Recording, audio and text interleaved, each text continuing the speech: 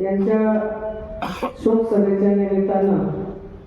या ठिकाणी दुखी अंतकरणाने उपस्थित सर्व तालुक्यातील सर्वपक्षीय कार्यकर्ते आणि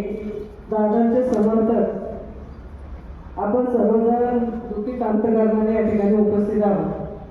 खरं तर दादांच्या बद्दल बोलायचं म्हटलं तर आम्ही महिला असतो आणि म्हणून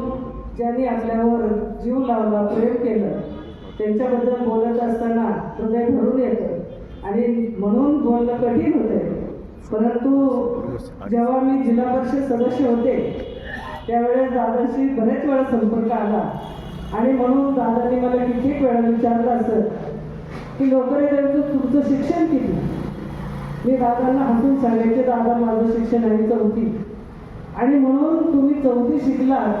आणि एवढी पदं भोगली, खरं तुम्ही नशीबवान आहात आणि म्हणून असंच काम करीत राहा असं नेहमी दादा आम्हाला सांगायचे। आणि